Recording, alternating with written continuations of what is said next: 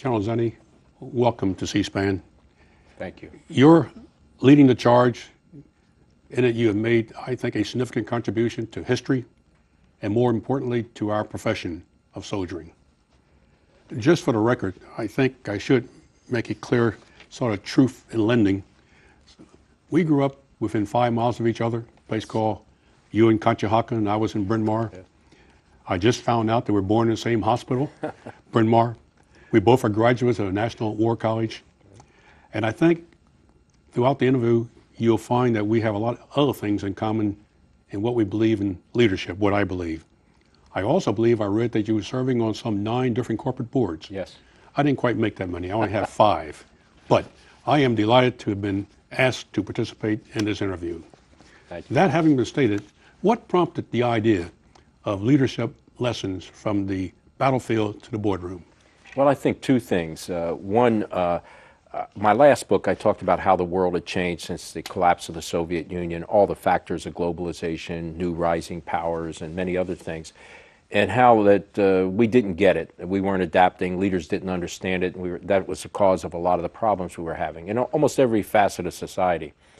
And as I was going through that book tour, I was hearing from people that, they were noticing that the leadership didn't understand this world I was talking about, and they were asking me why. And in the beginning, I'd give them sort of a pat answer, well, leadership's leadership, the tenets and principles are the same, and so the new world doesn't require anything differently. But I got it so much, I decided to say, are people doing things differently? Does this world require different approaches to leadership? So that was the first angle on the book. And I found as I looked at leaders that were succeeding where everybody else or most everybody else was failing, I found, and I described this in the book, about 11 areas that were different. And then it caused me to say, well, what do I think about leadership? I'm almost half a century, much like you are, Julius, in leadership positions. And I said, I never thought about the most important aspect of what I've done for the vast majority of my life, leading men and women in various capacities, military, corporate world. What do I think about leadership? What have I taken out of it? What have I learned? What decisions have I come to on what makes good leadership and bad leadership? So the book is a blend of the 2. I like to think of it as a little bit of the past and what was learned, and a little bit of the future that I see in these young, emerging, successful leaders. I couldn't agree more from the standpoint of the need for that. Early on, you expressed concern about our place as a world power. What is the impact of the perceived move from the world power, respected throughout the world, to a point where the world is openly questioning our motivation and competence? I think you've seen now that we've learned that we may be the most powerful in some respects in the world, militarily and otherwise, but we have found the world has changed in the way that we have more emerging powers. It's not a contest between East and West, Soviet and a Western system of democracy. It's much more diverse and varied now. And so the diversity has kind of come to the top. And the old way of maybe the most economically stable part of the world dictating to the rest of the world as to how it should be is being challenged. Yeah. And I also think on our own part, we've not understood how to exercise our power. We're a relatively young nation overall, just 2 centuries, still an experiment, and a noble experiment at that, and we're all proud of that, and of course we put on the uniform to defend it. But I think we're learning now that we have to have more than just the hard power, the military power, that the power that's most respected that we have is our system of governance, our education system, our principles and values.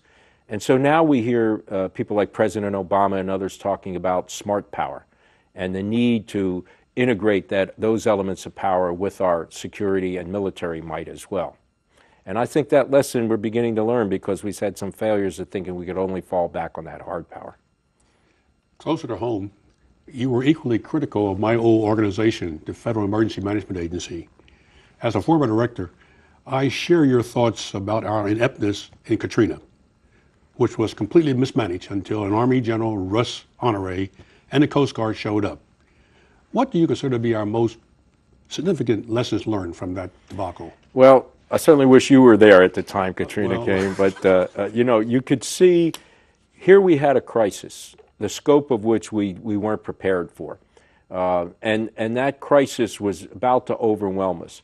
What we needed was personal leadership, take charge, hard decisions, and it fell to, as you said, General Honore, Admiral Thad Allen to take charge and to get the ship right. We didn't see that in the other agencies. And it says a lot about people who have a strong will, a sense of what needs to be done, is willing to take charge, gains respect and cooperation and the support of the people that are working for them, and know what needs to be done. Bring the competence to the table that's necessary. So I think you saw demonstrated there, as much the way you see in the way, say, Iraq has gone, where the initial entry into Iraq, we made so many mistakes, and then along comes a Dave Petraeus or a General Odierno or somebody like that, and you see that they understand what's going on. They adapt, they change, they make hard decisions and convince others to do it. And that's the lesson we should take out of these crises when we see who rises to the top, where the cream is at the end. In your first chapter, The Crisis in Leadership, you discussed a fairly wide range of crises in corporate America, in the federal government, and the military. So let's start with the military. Okay. I suspect you've been asked several times as to whether there's any collaboration between you and the other general officers who were asking for the departure of Secretary of Defense. First question, did you participate in such a discussion? No, not at all. As a matter of fact, I didn't even know, I knew some of the others, obviously served at the same time, Paul Eaton and Greg Newbold and several others, but absolutely was not a coordinated thing. I had no idea that these officers had the same views. I had made my comments and statements, and then rapidly following that, not necessarily was because of me. As a matter of fact, I know it wasn't. They held their strong views that seemed to each come from their own perspective individually. But there certainly wasn't a cabal of retired generals or anything like that. But I had to ask that question. No. Okay, that having been stated, what is the impact, if any, on our troops when senior officers, in fact, question our leadership and request resignations? Yeah, I think I would come back with a question. What's the effect on our troops when they look at their generals and they can see what's happening on the ground and they're wondering where the heck their generals are? This is what I heard, and afterwards that, thank you for saying it. Where was our leadership? Why weren't they saying it? You can't assume that this is 18th century soldiering. And, ours not the reason why, but to do and die, and we just go off into the valley of death and follow blindly. We have, as you well know, we have created a magnificent group of soldiers, sailors, airmen, and Marines that can think for themselves, are well-educated, well-informed. As a matter of fact, sometimes the solution to the problems we find come up through the ranks from the bottom. And I would say understanding how to do business in Iraq was from the streets, from the companies and battalions and brigades is where we found the solutions. And smart people like Dave Petraeus and Ray Odierno understood that, and McMasters and many others. And so I think you have an obligation to the troops when they know this isn't right, when they know the decisions are not right, the approach is not right, the troop strengths are not right, the missions being given don't fit the tasks at hand.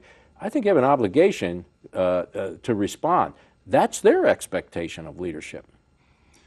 I'm glad you mentioned McMasters. I share your admiration for him and his book, Their Election of Duty. Right. As a matter of fact, I was one of the people who reviewed his dissertation before he even thought about going into a book, and I shuddered when I read it, but it was such a great book. Maybe we need another one now reflecting on recent events. Let him pin a star on first. Yes. He'll do that, I'm told, next week, That's which right. is great. Yeah. Now, does the crisis in leadership have a central, single cause in some deep flaw in our society?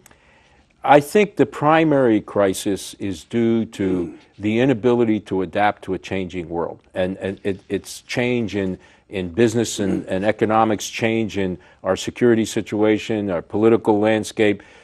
Almost every facet of society, every field of endeavor, we see change.